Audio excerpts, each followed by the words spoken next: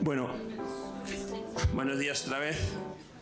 Vamos a intentar ganar los 20 minutos que llevamos un poco de retraso, si se puede.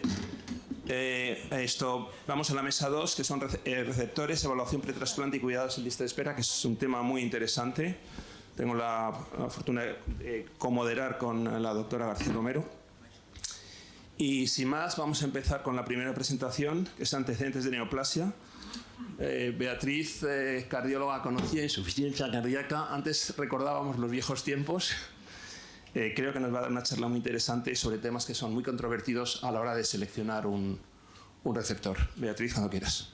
Pues muchas gracias por la presentación, muchas gracias a la organización por permitirme formar parte de este evento tan importante, ¿no? El primer simposio de trasplante cardíaco, y el tema que yo voy a tocar, pues yo creo que efectivamente es un tema de actualidad y un tema que refleja perfectamente, como hablábamos ahora de la pediatría, la complejidad de nuestro quehacer en estos días.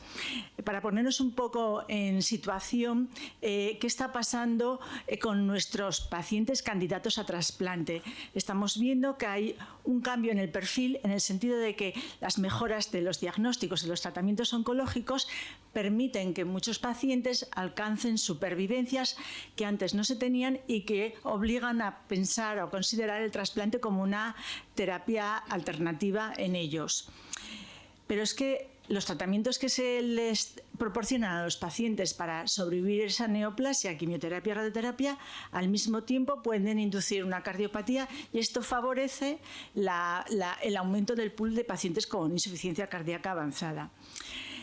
Por otra parte, clásicamente la neoplasia se consideraba como, cuando la juntábamos con el trasplante cardíaco, como la tormenta perfecta, ¿no? O sea, trasplante cardíaco complejísimo, neoplasia complejísimo, todo junto, tormenta perfecta, y muchas veces no se consideraba para trasplante cardíaco los pacientes supervivientes de neoplasias, y además se ponía un criterio un poco arbitrario de 5 años para considerar que el paciente había tenido un tiempo de supervivencia libre de tumor suficiente como para arriesgarse al trasplante. Esto nos obliga a hacer protocolos y protocolos clínicos integrando todos los conocimientos para intentar mejorar el conocimiento que ayude a nuestros pacientes.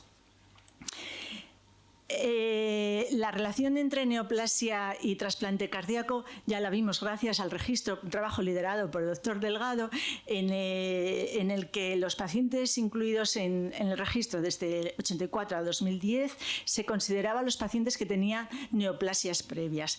De estos, que eran aproximadamente 5.700, 77 pacientes tenían neoplasias, y lo que se vio es que,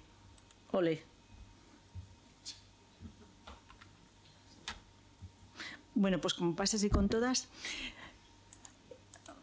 vale.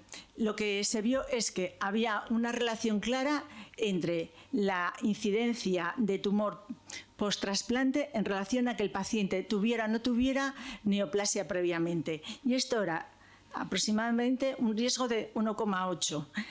Pero, sobre todo, era verdad si el paciente había tenido una neoplasia previa de origen hematológico. Ahí el riesgo subía al 2,3. Y esto tenía una implicación en la supervivencia. Como veis, las curvas se separan y hay una diferencia significativa en contra de los pacientes que se trasplantan con el antecedente de neoplasia. Unos años más tarde, en el registro 1, se hace un análisis parecido con 2.000 pacientes, más de 2.000 pacientes que habían sido trasplantados con un antecedente de neoplasia. Y lo que vemos es que, efectivamente, como anunciábamos al principio, la proporción de pacientes que se someten a trasplante cardíaco ha pasado de unos 3% aproximadamente en los años 2000 a cerca del 8% en nuestros días. Y, como veíamos en los datos del registro, los pacientes que tienen antecedentes de neoplasia hematológica tienen una supervivencia significativamente inferior a los que no tienen ninguna neoplasia o es una neoplasia de órgano sólido. Pero es que la relación entre neoplasia y trasplante cardíaco en realidad empieza antes del trasplante cardíaco. ¿Por qué? Porque los pacientes que tienen neoplasias y los pacientes que tienen insuficiencia cardíaca tienen una serie de factores en común que se retroalimentan. Y así los pacientes con IC y con neoplasias tienen factores de riesgo común, pueden estar sometidos a tratamientos oncológicos, como decíamos, que favorecen la neoplasia. La propia edad creciente en estos pacientes es un factor que favorece la aparición de neoplasia.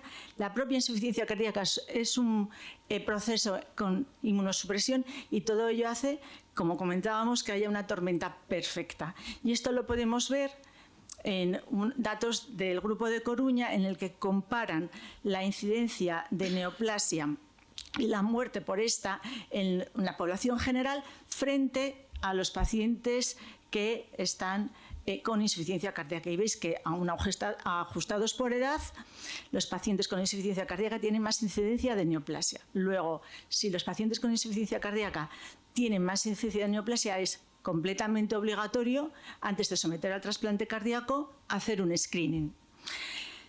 Es fundamental hacer un cribado oncológico. ¿Cómo? ¿Cómo lo hacemos? Pues lo hacemos con los métodos que sabemos que funcionan en la población general, es decir, sangre oculta de heces, colonoscopia, mamografía, citología cervical,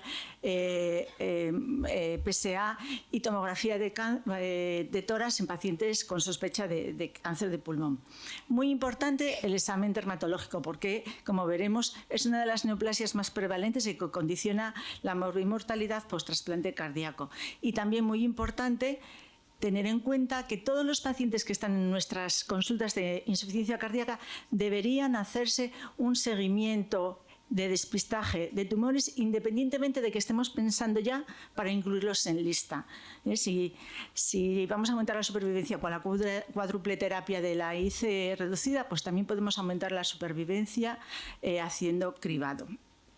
Las guías de la ISTLT de 2024 detallan cada cuánto y en qué rango de edad hacer estos seguimientos. Por ejemplo, cáncer de mama, mamografía por encima de los 45 años. Esto depende de cada comunidad. Por ejemplo, en Asturias es a partir de los 50.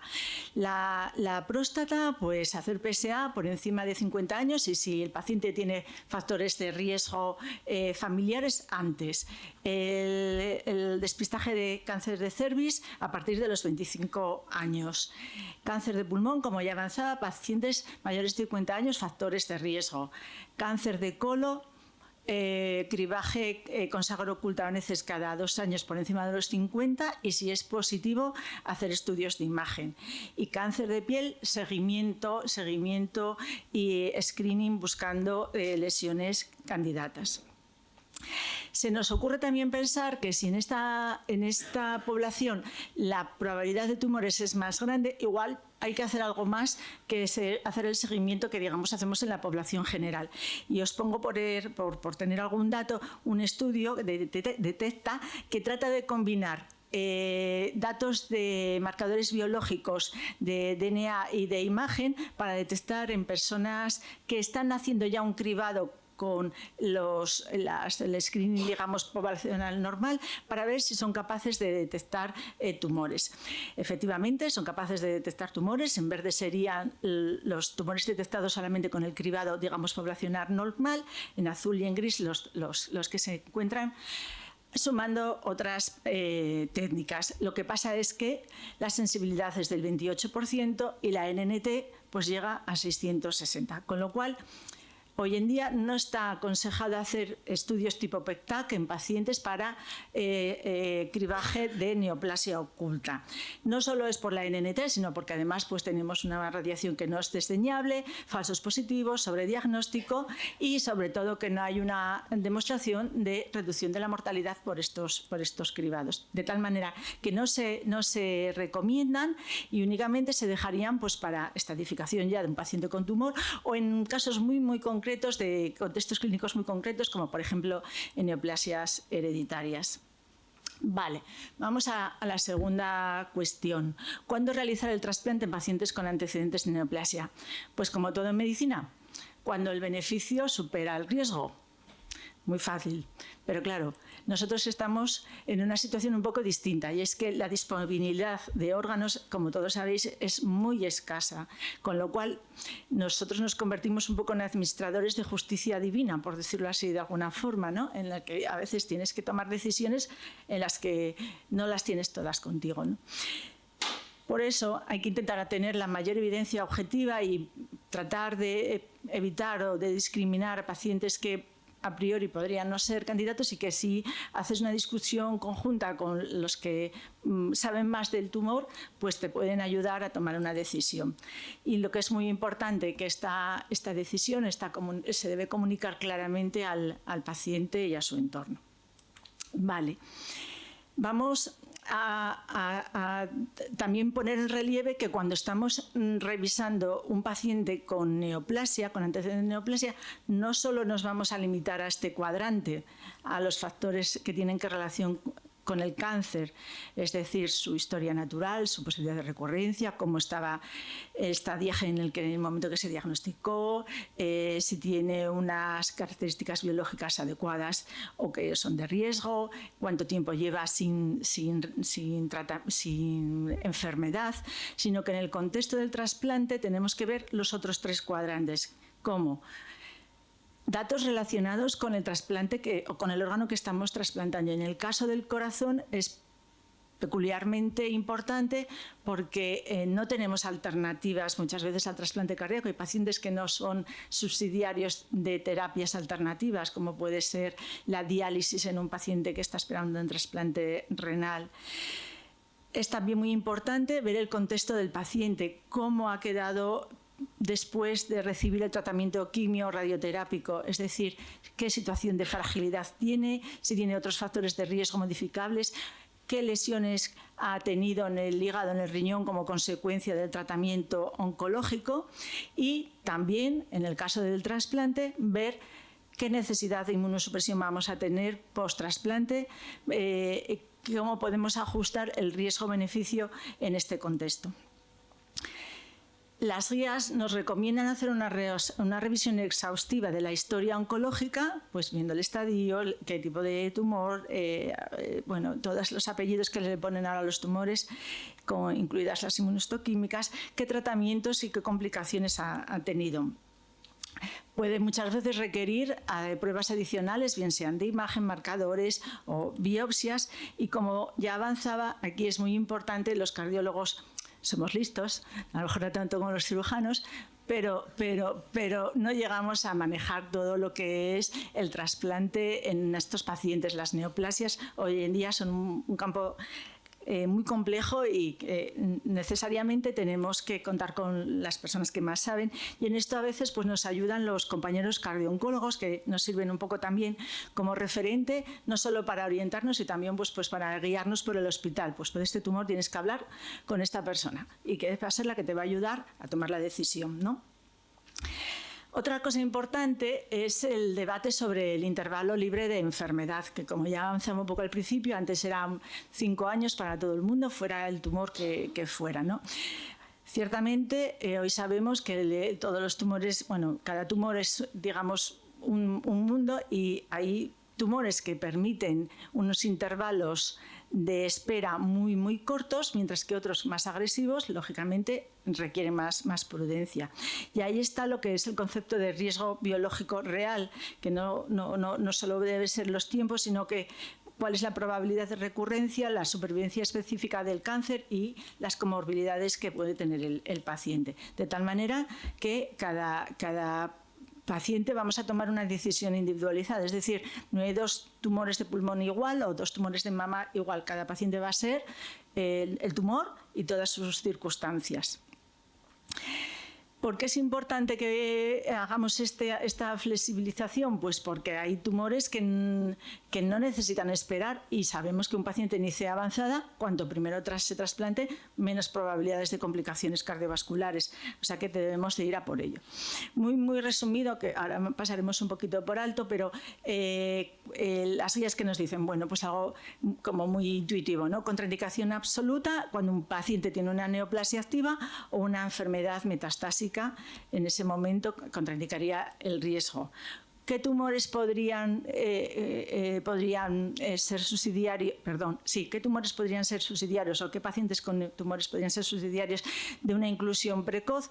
Pues el cáncer de próstata de bajo grado, el cáncer cutáneo escamoso de bajo riesgo, el carcinoma cervical in situ y los carcinomas renales pequeños. Como mencionaba un poquito por alto, la guía se detalla todo, pero quizás detenernos en los que son así más importantes o que tienen más incidencia en nuestro quehacer. Los tumores cutáneos es el grupo oncológico más frecuente en candidatos y en receptores de trasplante. Entonces nos piden la SHLT una evaluación muy, digamos, precisa de las lesiones que tiene el paciente. Los de bajo riesgo podrían tener un acceso temprano, mientras que los de alto riesgo, tipo escamoso con invasión profunda, histologías agresivas o recurrencias, podrían esperarse entre 2 y 5 años. El melanoma cutáneo y en remisión, en estadios iniciales pueden trasplantarse a 2 y 4 años y los avanzados requieren un poquito más. En cuanto a las neoplasias hematológicas, destacar lo que comentábamos al principio, son las que mayor riesgo confieren al paciente en el post-trasplante. Y en general, la SHLT nos recomienda al menos 2 años de remisión completa para los linfomas, ajustando según los factores de pronóstico, y muchas veces requieren de pruebas adicionales. El cáncer de colon, que es uno de los más frecuentes, el de mama y el de pulmón, van a requerir una espera que va a ser un poco diferente. Para el colon y de mama son tumores menos agresivos, los que tienen menos progresión se pueden trasplantar al año, mientras que en el cáncer de pulmón en general se espera al menos 3 años. Muy importante, mientras el paciente esté en lista de espera, confirmar la remisión completa, porque podemos estudiarlo y durante el tiempo de espera pueden pasar meses. Utilizar técnicas diagnósticas avanzadas. Aquí, igual que en el screening de neoplasia oculta, no tenía sentido, aquí sí que tiene sentido para el seguimiento y estadiaje. Puede ser también útil la detección de ADN tumoral circulante y hacer una actualización continua. Para terminar, mensajes claves y conclusiones. Hay que hacer un modelo individualizado de valoración. Como decíamos, no hay 2 tumores iguales, no hay 2 personas con tumor iguales. Importantísimo hacer un cribado oncológico adecuado a nuestra población. La participación multidisciplinar nos va a ayudar a tomar decisiones y esto al final redunda en un acceso responsable al trasplante en el que se haga de forma segura y responsable. Muchas gracias.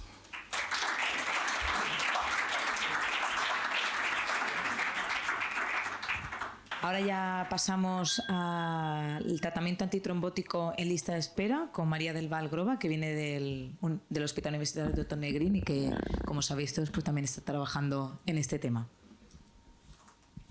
Muchas gracias, Elena. Muchas gracias a la organización, su invitación para estar hoy aquí con ustedes. Buenos días a todos. Para empezar, ¿por qué es importante hablar de anticoagulación en los pacientes en lista de espera, en nuestros pacientes para el trasplante cardíaco? Pues fíjense que la prevalencia de pacientes con algún tipo de anticoagulante en lista de espera es muy elevada. En torno al 40-75% de nuestros pacientes tienen algún tipo de anticoagulación, y esto se debe a un aumento en la incidencia de la FA no valvular, los posoperados valvulares y los pacientes con asistencia ventricular.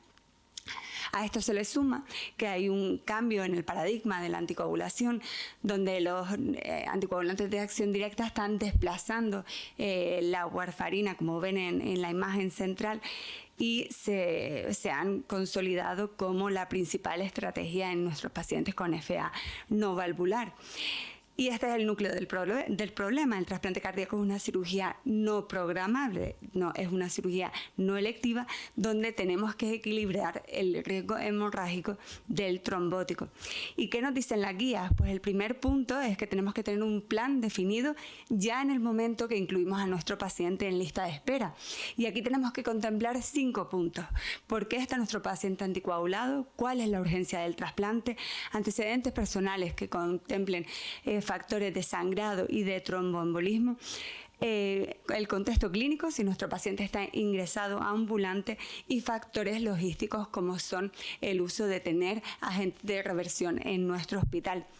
Y otro de los puntos que yo quiero resaltar es el antiagregante. Muchas veces tenemos a nuestro paciente con esa DIRO que parece inocuo también en el tratamiento, y debemos recordar que efectivamente en la FA pues no tiene un beneficio añadido más que la anticoagulación, y cuando el paciente ha pasado el año de la revascularización percutánea debemos quitar ese antiagregante. En cuanto a los antagonistas de los receptores P2Y12, el prasugrel, tica y el clopidogrel, debemos intentar retirarlo lo antes posible, aunque en el día a día esto no sea tan fácil. ¿Y cuál es la estrategia principal que nos recomienda la guía de la ISHLT del 2024? Pues nos hablan de que la estrategia de elección en estos pacientes va a ser los antivitamina K, los ABK. Fíjense que el motivo va a ser porque llevamos décadas utilizando estos fármacos en nuestro perioperatorio. La reversibilidad está en todos los hospitales en cualquier momento, y a priori, aunque el INR sea muy variable, sí que su reversión es predecible. Pero fíjense que la indicación es 1C, y si vamos a la N de sustento en nuestros pacientes trasplantados es en torno a 200, ¿vale? Y la recomendación es de experto. En cuanto a la reversión de los antivitamina K, ustedes todos lo conocen, la base va a ser la vitamina K, que muy poco hace, y en caso de urgencias el plasma fresco congelado y el complejo protrombínico. En este orden en la guía, si bien es cierto que con las últimas evidencias el complejo protrombínico está ganando fuerza. Y nuestra realidad en la anticoagulación al final es otra, como veíamos en la diapositiva al inicio, donde vemos que los ACOs han desplazado, ¿no?, los ABK, y todo a expensas de esa enorme evidencia que hemos tenido con más de 70.000 pacientes en los 4 grandes ensayos de anticoagulantes en los pacientes en FA no valvular. Y algo que a veces hacemos cuando incluimos a nuestros pacientes en lista de espera es decir, bueno, le pongo anticoagulante, pero bajo la dosis por tener unos criterios en el límite de cumplir el tener que bajar el anticoagulante, la dosis del anticoagulante, y fíjense cómo no debemos hacer esto porque no protegemos y aumentamos el riesgo de sangrado. Y los ABK solo estarían indicados en nuestro día a día saliendo del trasplante en los pacientes con prótesis mecánica, cardiopatía reumática, síndrome antifosfolipídico y la insuficiencia renal, si bien es cierto que en los últimos años hay más evidencia también a favor de los ACOs, en concreto en el apixaban. Y me quedo con este título del compañero Helio Martín, que no sé si estará en la sala, es un cirujano del Virgen de la Resaca, y él decía en este blog donde hablaba de los ACOs en lo que el cirujano debía saber, y decía sincronizar versus sintonizar. Las guías en el fondo, con la evidencia que tenemos al momento, nos hablan de sincronizar, nos dicen que la elección sería los ABK. Sin embargo, también nos dan la opción de continuar con los ACOs, en concreto con el dabigatran, y tener la reversión del idarucizumab. Después les hablaré del andexanet alfa en la reversión de los anti-10A. Y fíjense que lo que nos dicen es efectivamente lo que ya sabemos. Hay un problema de coste, el coste es muy superior en estrategia de reversión de el idarucizumab. La disponibilidad no en todos los hospitales está avalado su uso en el contexto del trasplante, y la evidencia es muy limitada. Esta es una recomendación en una revista de anestesia del 2023, que ellos sí se mojan y sí hablan del dabigatran como ACOs de elección cuando metemos a nuestro paciente en lista de espera, avalando más la reversibilidad de los ABK con el complejo protrombínico. ¿Y por qué es esto? Porque, como saben, el dabigatran es el único ACOs que tiene disponibilidad de reversión específica en la Unión Europea. Fue aprobado el PRAPIN en España en el 2016 para 3 grandes grupos: indicaciones quirúrgicas de urgencias, procedimientos urgentes y hemorragias potencialmente controladas. El trasplante cardíaco entraría en el primero, y todo se fundamenta en el estudio REVERSA-D, donde, como vemos, en 300 pacientes con hemorragia no controlada y 200 que necesitaban cirugía urgente, urgente, los parámetros de coagulación se normalizan de manera inmediata y sostenida en el tiempo, y este sería el respaldo extrapolable para nuestra población en el trasplante cardíaco, si bien es cierto que ningún paciente de los incluidos en este estudio tenía circulación extracorpórea. ¿Y cuál es la evidencia que tenemos en el trasplante cardíaco? Pues se las he intentado resumir en esta tabla. La evidencia arranca en el 2017 con los primeros casos publicados en Boston y en Portugal, un caso en cada país, en Estados Unidos y en Portugal, y todo eso se aumenta exponencialmente con la evidencia publicada por el Grupo Español de Trasplante, liderado por la doctora Crespo, en el 2019, donde se habla de los resultados del dabigatran en 53 pacientes que han utilizado la estrategia de reversión con idarurizumab, y esta es la mayor serie que tenemos hasta el momento en este sentido. Los endpoints clínicos fueron muy favorables en cuanto a seguridad y eficacia, objetivando, ya vislumbrándose esa tendencia a que los grupos españoles estaban incorporando esta estrategia rápidamente, ¿no? En el 2021, el grupo de Kalmanovich, ellos hicieron la primera comparativa de dabigatran frente a los ABK, únicamente 10 pacientes en el grupo del dabigatran, objetivando menos productos de transfusión sanguínea utilizados, y los dos últimos estudios, el de nuestro centro y el del Gregorio Marañón, este último, que es el primero que habla de la coste-efectividad de esta estrategia. Fíjense cómo nosotros rápidamente ha habido un cambio en el uso de estrategia de anticoagulación en lista de espera, utilizando el dabigatran muy a expensas de abandonar los ABK solo en aquellas indicaciones donde los ACOTS no están indicados, y haciendo una comparativa de grupos, les resalto cómo únicamente el 11% de nuestros pacientes no tenía ni antiagregante ni anticoagulante, y el 74% tenía anticoagulantes. Fíjense cómo es así el problema que tenemos en nuestro día a día. Teníamos endpoints clínicos favorables como los que se publicaron en el 2019 por el Grupo Español de Trasplante, objetivando esa reducción de productos de transfusión sanguínea, y siendo la estrategia de dabigatran con idarurizumab aquella única variable donde se objetivaba que podíamos tener un menor consumo de productos de concentrados de hematía. En este sentido, el grupo del Gregorio Marañón también objetiva esa menor tendencia a los productos de transfusión sanguínea utilizados con esta estrategia, y una menor estancia en UCI.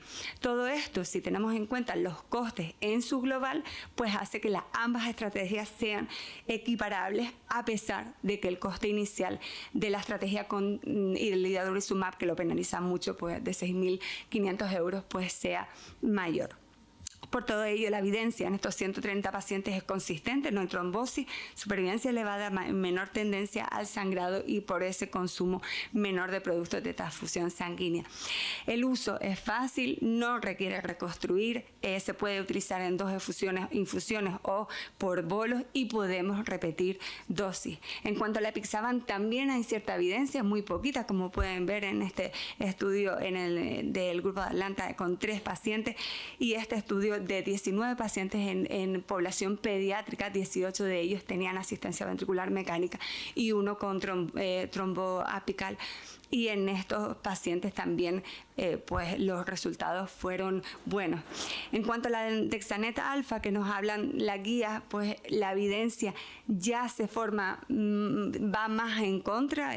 Fíjense cómo se trata de un agente reversor específico de los anti-10A, y en España se hizo ese informe de posicionamiento para la hemorragia, no en el contexto de la cirugía.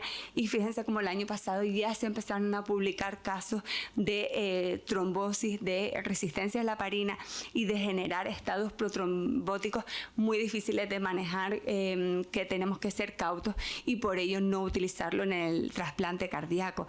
En cuanto a cómo manejar los ACOS en el trasplante cardíaco, pues me voy a las últimas recomendaciones que son extrapolables de la cirugía cardíaca. Fíjense cómo se recomienda suspenderlos entre un mínimo de 2 días.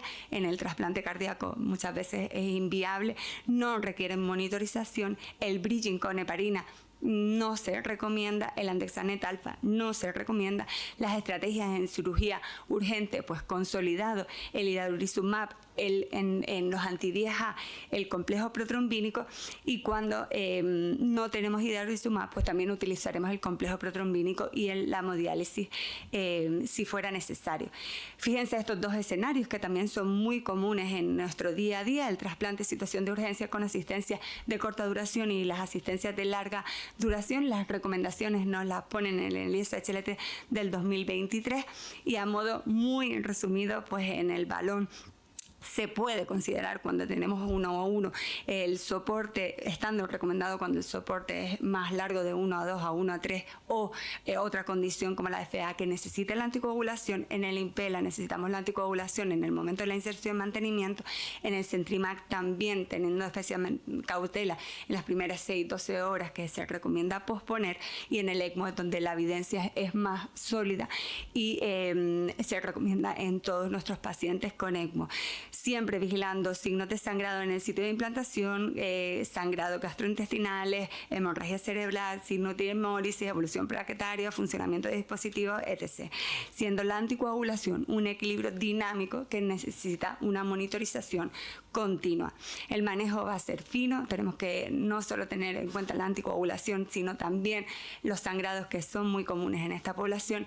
Y solo hasta la diapositiva en cuanto al manejo del LVAD, donde nuestros pacientes en su mayoría han estado con warfarina, también con aspirina. Con la evidencia del ARIES, pues ya ese uso ya no está tan indicado, ¿no?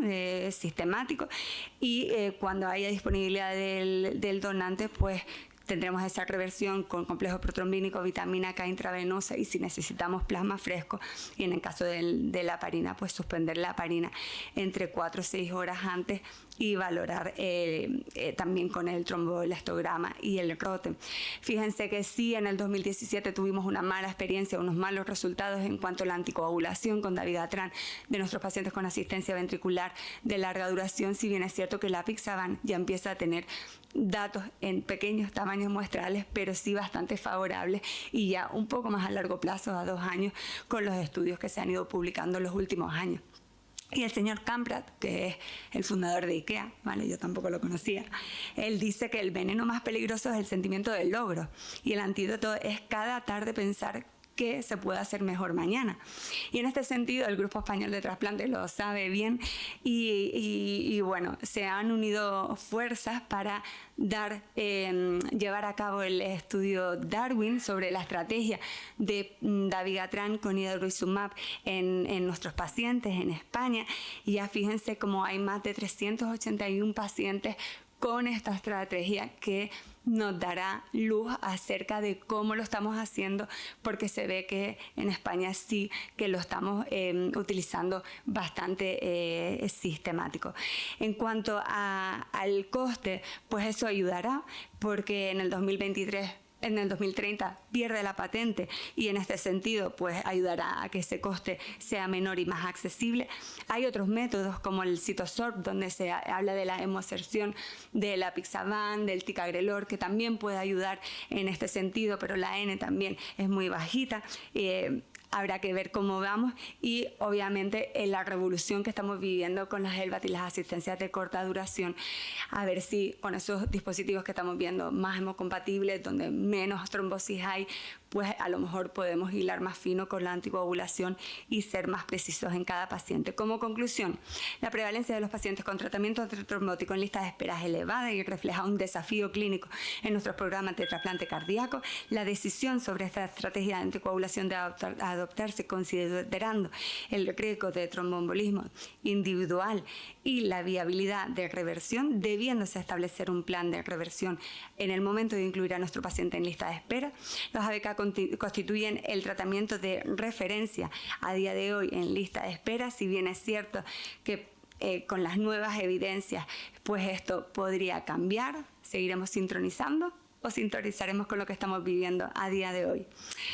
El Andexanet alfa, contraindicado en nuestros pacientes en el trasplante cardíaco, los pacientes con dispositivos de asistencia ventricular, como saben, estrategia individualizada, multidisciplinar y precisa, no fácil, y la evidencia totalmente limitada, como hemos estado viendo a lo largo de todas las charlas, y iremos necesitando más estudios en este sentido. Y mientras tanto, la mejor herramienta pues será una planificación anticipada y un buen trabajo en equipo. Muchas gracias.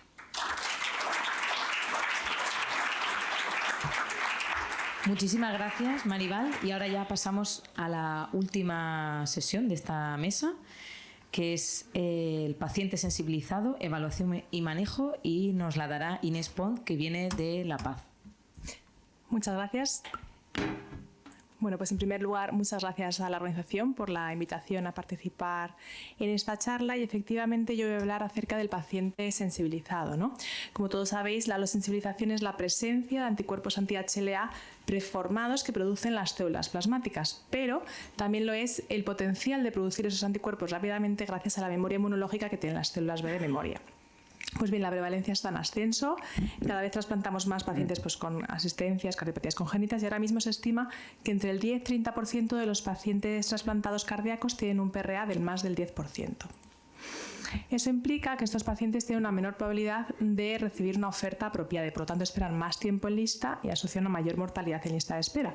Y entre los pacientes trasplantados pues tienen un mayor riesgo de rechazo hiperagudo y de rechazo humoral, sobre todo cuando asocian anti-HLA clase 1, que son más agresivos, y de enfermedad vascular del injerto, sobre todo por los anti-HLA clase 2, y todo asocia también una mayor mortalidad post-trasplante. ¿Qué pacientes tienen más riesgo? Bueno, pues lo sabemos, las pacientes con embarazos previos, sobre todo las multíparas, pacientes con cirugías cardíacas previas, portadores de injertos, válvulas, ahí las cardiopatías congénitas también, aquellos que han recibido transfusiones sanguíneas, sobre todo de plasma y de plaquetas, que son más inmunogénicas que los concentrados de Matías, y los pacientes con asistencia ventricular, ¿no? Aunque sobre todo las de generaciones más antiguas, más que el HARMY3, aunque se estima que en torno al 40-50% de los pacientes portadores de HARMY3 pueden desarrollar anti-HLA. Esto se debe principalmente al contacto de la sangre con la superficie de la asistencia, aunque también se ve potenciado pues, por las transfusiones que reciben, por las infecciones que tienen. Lo que pasa es que se ha visto que estos anticuerpos no asocian un peor pronóstico porque descienden rápidamente en el posttrasplante inmediato y además tampoco asocian más eventos, ni más rechazo, ni más mortalidad tampoco. ¿Qué estudios hay que hacer en los pacientes sensibilizados? Bueno, pues vamos a ir punto por punto. En primer lugar, hay que detectar esos anticuerpos en la sangre del receptor. Clásicamente se utilizaban técnicas celulares con la citotoxicidad dependiente de complemento. Eran técnicas muy específicas, pero poco sensibles. Hoy en día se opta por técnicas más sensibles, como es la citometría de flujo, y principalmente ahora lo desarrollo el Luminex, que os sonará más. El Luminex consta de una serie de microesferas a las que se unen diferentes HLAs y permite detectar anti-HLAs a títulos bajos. Es la técnica más sensible y específica. Tiene dos partes. En primer lugar, la técnica de screening, donde esas microesferas están unidas a diferentes tipos de HLA, bien clase 1 o bien clase 2. A ellas se enfrenta el suelo del receptor y unos anticuerpos unidos a unos fluorescentes para poder detectarlo por fluorescencia. Entonces podremos ver si hay o no anticuerpos, si son clase 1 o clase 2. Si no hay nada, aquí paramos. Si hay anticuerpos, pasamos a la siguiente fase, que es el single bed antigen. En esta fase, cada microesfera está unida a un HLA diferente. Entonces, de esta manera, al enfrentar el suelo receptor, podremos ver específicamente frente a qué HLA tenemos anticuerpos anti-HLA y en qué cantidad. Como veis abajo, hay diferentes grados de fluorescencia. Eso es lo que conocemos como el MFI, la intensidad media de fluorescencia, que nos evalúa de forma relativa la unión entre el antígeno y el anticuerpo. Es una medida absoluta, no es una medida no es una medida absoluta, sino es relativa. Entonces, en cada equipo de inmunología tendremos que definir qué punto de corte consideramos para que una reacción la consideremos como débil, intermedia o fuerte. En general, un MFI de 3.000-5.000 ya es significativo y por encima de 8.000 se considera de alto riesgo. Lo que pasa es que esta técnica únicamente nos dice si el anticuerpo está o no está y en qué grado, qué cantidad, pero no nos dice qué consecuencias tiene para nuestro paciente, porque no sabemos si este anticuerpo es capaz de activar el complemento, que es lo que realmente desarrolla luego el rechazo humoral. Para ello tendremos que hacer técnicas en las que se analice si el anticuerpo es capaz de fijar el complemento. Podemos ver fijación de C3D, de C4D o de C1Q. que es lo más habitual. Entonces, si el anticuerpo fija C1q, pues efectivamente será capaz de activar el complemento y de producir ese rechazo humoral. Con lo cual, los anticuerpos que fijan C1q tienen que considerarse como prohibidos, sí o sí. Pero ¿qué ocurre con los anticuerpos que están en títulos altos y que no fijan complemento? Bueno, pues eso lo tendremos que consensuar de manera individualizada con nuestro equipo de inmunología. Si consideramos que los antígenos prohibidos son aquellos en los que los anticuerpos fijan complemento o si también lo son aquellos que están en MFIs altos. ¿Por qué? Porque esto nos va a determinar el PRA, el Panel Reactive Antibody, que nos da el grado de sensibilización de nuestro paciente. Nos estima la probabilidad de que una prueba cruzada sea positiva. Dicho de otra manera, nos da la probabilidad de tener un donante apropiado. Para ello, cogemos los anti-HLA frente a los antígenos que hemos considerado como prohibidos y los enfrentamos a un pool real de donantes. En la ONT tienen su base de datos con el pool real de donantes a nivel nacional y nosotros lo podemos calcular en Europa con el registro Eurotransplant, con esta base de datos que simplemente en Google pones Virtual PRA Calculator y te da esta página donde en el recuadro podemos introducir todos los anti-HLAs que tiene nuestro paciente y nos calcula el PRA. Si metemos todos nos va a dar un PRA más alto. Si lo vamos acotando, si solamente introducimos aquellos con MFIs altos, pues nos va a reducir el PRA. Y si únicamente introducimos aquellos con C1q positivo, los que fijan complemento, pues nos acotará más el PRA. Pero eso sí, permitiendo anti-HLAs pues de algo mayor riesgo. En estos pacientes con PRAs elevados tenemos que plantear la desensibilización. Generalmente se plantea con PRAs por encima del 50%, sobre todo si son clase 1, que son más agresivos, o con PRAs por encima del 80%. Pero, ojo, digo plantear o considerar la desensibilización. No digo que haya que desensibilizar a todo paciente con un PRA por encima del 80%, porque siempre hay que valorar el riesgo-beneficio, pues eso, aumentar el pool de donantes frente al riesgo de toxicidad de infecciones, ¿no? Y es que el problema es que los estudios pues no nos sacan tampoco de dudas porque se usan protocolos muy variables, con lo cual los resultados son pues muy variables, ¿no? Lo más comúnmente utilizado pues son lo que veis aquí. Por una parte, los recambios plasmáticos que eliminan de forma mecánica y extracorpórea los anticuerpos circulantes. Tenemos la plasmaféresis y la inmunoabsorción. En la plasmaféresis hace un recambio plasmático total, incluye también los factores de coagulación. En la inmunoabsorción únicamente se retiran de la sangre los anticuerpos circulantes. Entonces, es más fisiológica, pero claro, es más caro y no siempre está disponible y sobre todo de urgencia, ¿no? Que es cuando a veces lo necesitamos. Veis que tiene un efecto rebote a los 11 días, con lo cual no es una técnica que se pueda usar de manera aislada, sino que hay que combinarlo. Generalmente se combina con hemoglobina intravenosa, que tiene un efecto neutralizante, neutraliza los anticuerpos y también las citoquinas, y tiene un efecto como de un mes más o menos. Podemos optar por intentar priorizar a ese paciente mientras que tengamos el efecto de los fármacos o asociarlo a tratamientos pues, de mayor largo plazo, como es el rituximab, que tiene un efecto de unos 6-9 meses y que es un anti-CD20, es decir, actúa frente a las células B, que son aquellas que luego se van a convertir en células plasmáticas, es decir, previene la formación de células plasmáticas, pero no actúa frente a las células plasmáticas que ya están circulantes. Esta es la estrategia que habitualmente se usa o la más publicada, que son recambios plasmáticos cada 48 horas en 5 sesiones, seguido de inmunoglobulina, seguido de rituximab. Y esto es lo que está escrito, es una reducción del PRA en un 40%, aunque todos sabemos, los que hemos utilizado la sensibilización, que luego esto es muy variable. La estrategia no es única, se puede combinar únicamente la plasmaféresis con la inmunoglobulina o en pacientes ambulantes en los que no queramos ingresar para una plasmaféresis, pues plantear la inmunoglobulina y rituximab. Y en los pacientes refractarios de muy alto riesgo, pues podemos plantear el bortezomib, que este sí actúa sobre las células plasmáticas circulantes. Se suele combinar con la plasmaféresis y el problema, se usa para pacientes refractarios, ¿no? a los tratamientos previos. El problema es que tiene mucha toxicidad, produce neuropatía periférica y también infecciones. Entonces se recomienda usar pues, en pacientes muy concretos, como digo, de alto riesgo. Como veis, hay un montón de fármacos en función de la diana terapéutica sobre la que queramos actuar. No voy a entrar en todos ellos, me voy a centrar en estos tres rápidamente. Comentar el Belatacept, que es un fármaco que inhibe la coestimulación entre las células T y las células B y por lo tanto evita la producción de nuevas células B y la producción de DSAs de novo.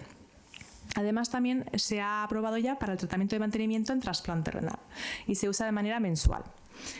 El tocilizumab, que es un inhibidor de la interleuquina 6, modula la cascada inflamatoria, tiene un efecto de 6 meses, entonces en ese sentido pues ayuda mucho.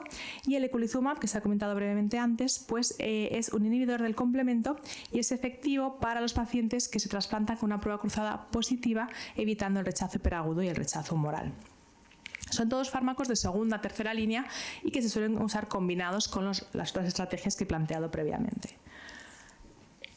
Con lo cual, ¿desensibilizamos sí o no? ¿A todos? Pues voy a aprovechar que estamos aquí en Galicia para decir que depende. Depende del grado de sensibilización, depende de la situación clínica, no es lo mismo un paciente ingresado ambulante en urgencia o en electivo, y depende de nuestro paciente, ¿no? Entonces, esta publicación plantea estos 3 escenarios clínicos. El primero es el paciente ingresado con criterios de urgencia altamente sensibilizado en el que necesitamos un efecto inmediato. En este paciente plantearemos la plasmaféresis y la podremos combinar bien clásicamente con la inmunoglobulina o el rituximab o, si es de mayor riesgo, con el bortezomib. Y eso sí, en el trasplante haremos un crossmatch virtual en el que se eviten únicamente los anticuerpos capaces de fijar el complemento. Y si la prueba cruzada llega a ser positiva porque hayamos permitido HLs de bajo riesgo, pues valorar el eculizumab. El perfil 2 es el paciente ambulatorio, grupo 0, peso elevado, que sabemos que vamos a tardar mucho tiempo en trasplantar y que necesitamos un efecto duradero, ¿no? En estos pacientes pues podremos plantear terapias combinadas ambulantes, como es la inmunoglobulina y el rituximab, e intentar priorizar al paciente para trasplantarlo mientras que tengamos un efecto de los fármacos. Y si va a estar más tiempo en lista o si es refractario, pues ya plantear el belatacept o el tocilizumab. Y lo que yo añado es que, bueno, pues en función de la situación clínica del paciente, a lo mejor nos permite hacer un manejo conservador y trasplantar con un crossmatch virtual en el que se evite únicamente los C1Qs positivos, ¿no? El perfil 3 es el paciente portador de asistencia que tiene una infección crónica del driveline, con lo cual tendremos que siempre pues, valorar el riesgo-beneficio con las infecciones pues, con riesgos si hacemos una desensibilización. Con lo cual en este paciente pues, probablemente el manejo conservador sea lo más acertado y evitar las terapias agresivas, aunque podremos plantear en el peritrasplante hacer o bien una plasmaféresis o administrar inmunoglobulina. Y eso sí, trasplantar con un crossmatch virtual en el que se eviten los anticuerpos que estaban previos al implante de la asistencia, no tanto aquellos que se han desarrollado después y que hemos visto que son de menor riesgo. Y cuando ya estemos frente a un trasplante, en el caso de un donante compatible, la ISHLT recomienda tratamiento de inducción con timoglobulina, que es más eficaz que el basilizumab en estos casos. Pues administrarán 2 o más dosis y seguido de inmunoglobulina. La inmunoglobulina siempre después de la timoglobulina para evitar el efecto neutralizante. Y valorar la plasmaféresis, que lo que también planteo es que ahora que la donación en asistolia está en auge, pues probablemente tengamos cierto margen de tiempo para programar una plasmaféresis previo al trasplante en estos pacientes si el trasplante se programa para el día siguiente, por ejemplo. La prueba cruzada siempre va a ser necesaria, ya no tanto antes del trasplante, esa prueba prospectiva que complica todo, ya gracias al crossmatch virtual pues ya no es necesaria, pero siempre va a ser necesaria o bien después del trasplante o idealmente durante el trasplante de manera urgente, porque nos va a guiar en la intensidad de la inmunosupresión y si es positiva pues ahí hará falta una plasmaféresis urgente, la inmunoglobulina y valorar el eculizumab, bueno, recomendable el eculizumab. ¿Qué nos depara el futuro? Pues no me voy a meter por falta de tiempo y probablemente de experiencia también. Si queréis lo comentamos luego. Y como conclusiones, la sensibilización reduce el acceso al trasplante. Es muy importante caracterizar el perfil de sensibilización de los pacientes y acotar los antígenos prohibidos para buscar pruebas cruzadas negativas. Es recomendable priorizar a este tipo de pacientes para aumentar el pool de potenciales donantes y respecto a la desensibilización pues debe individualizarse porque no hay una estrategia claramente mejor que otras y eso sí, siempre usar terapias combinadas. Muchas gracias. Muchísimas gracias, Inés. Invitamos ahora a los 4 ponentes aquí para iniciar el debate. Entonces, tenemos 10 minutos para mantener la pausa de café. Entonces, no sé si hay alguna pregunta del público. Intentemos ser breves y las respuestas concisas para que haya muchas, si es posible.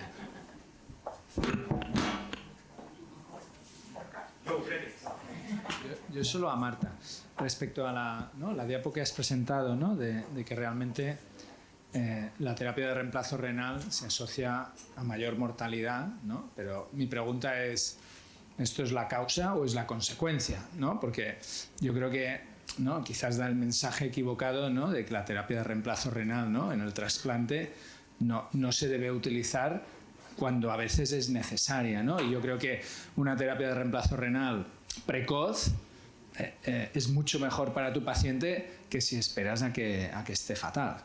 Sí, total, que realmente ahí en nuestros datos falta mucho análisis, ¿eh? Ya os pido perdón porque vamos un poco más lentos de lo que queríamos.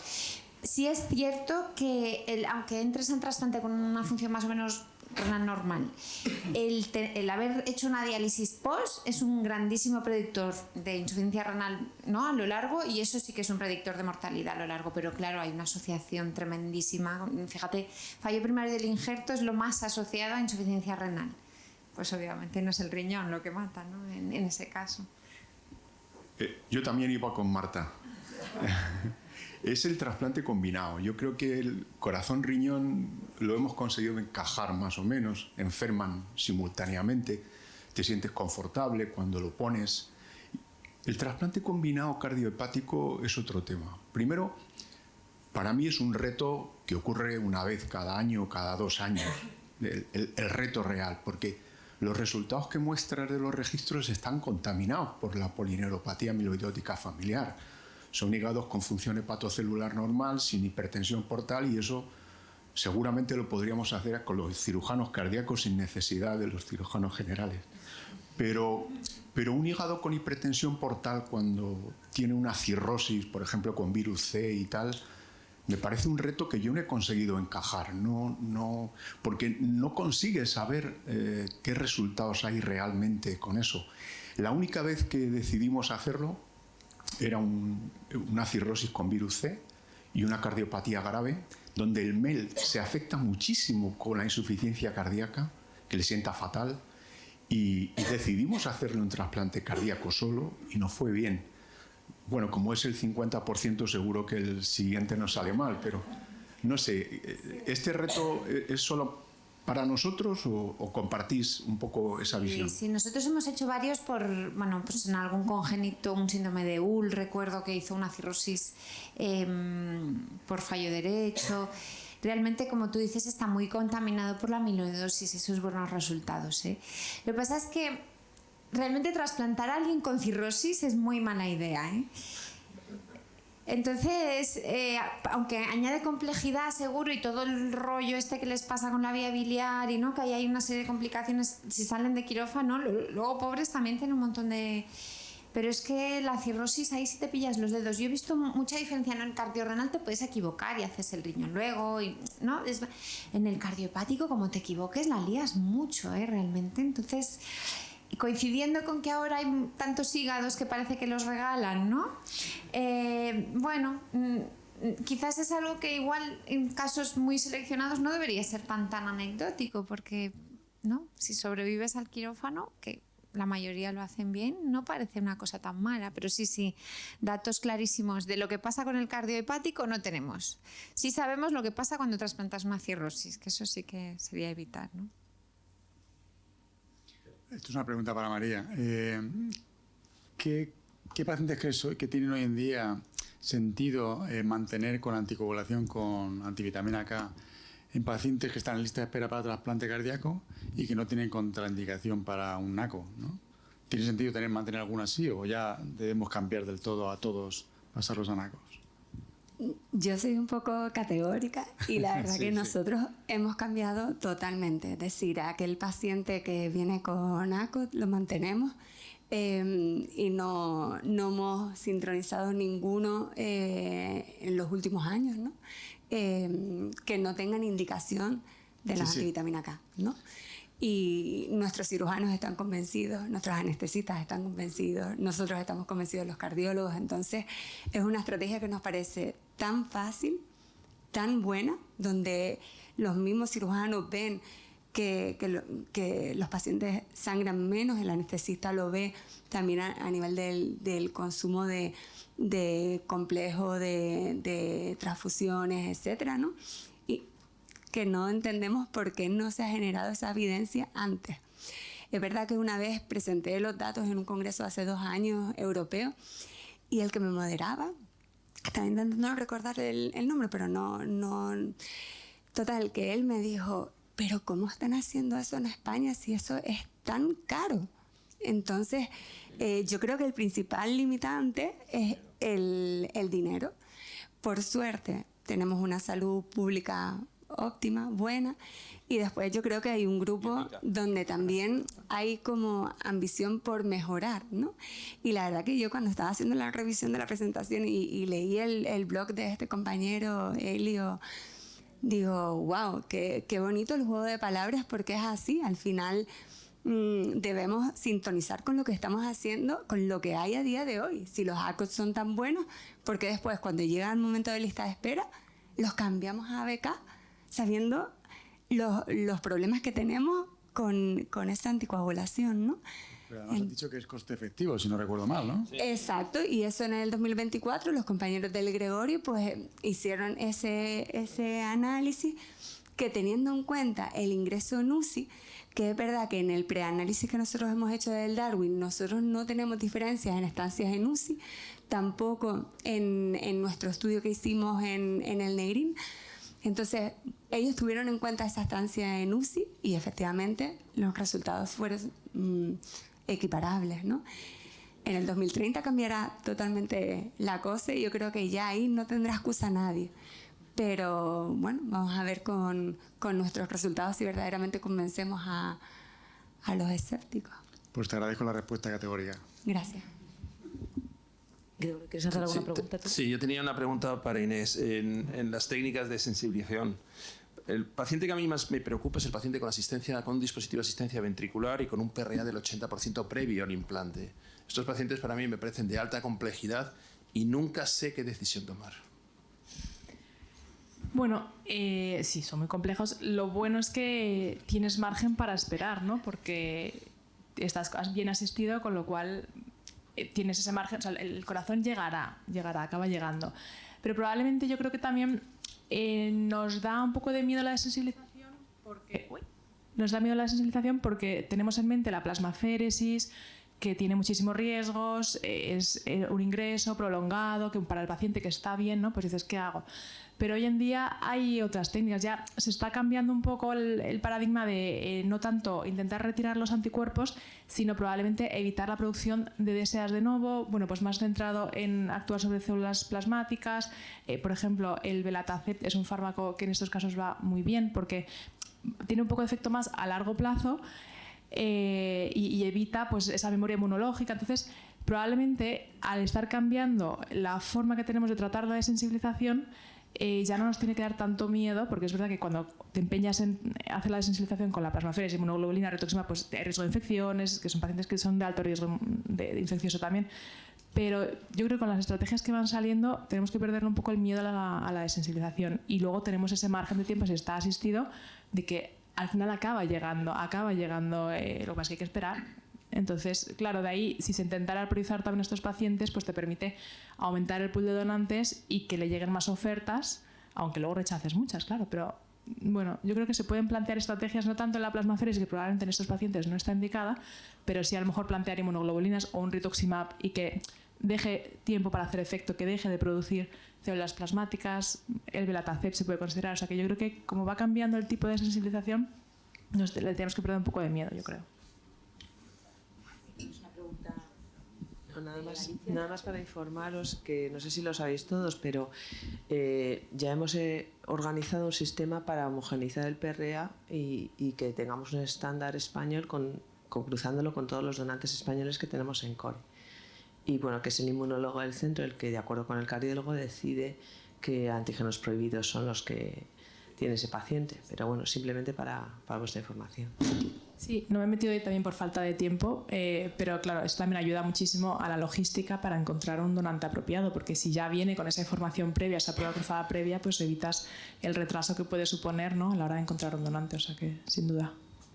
Yo quería hacer una pregunta a Beatriz. Beatriz, ¿tú crees que el DNA circulante del tumor es una cosa que podremos implementar a corto o medio plazo, y en ese caso, ¿en qué tipos de tumores?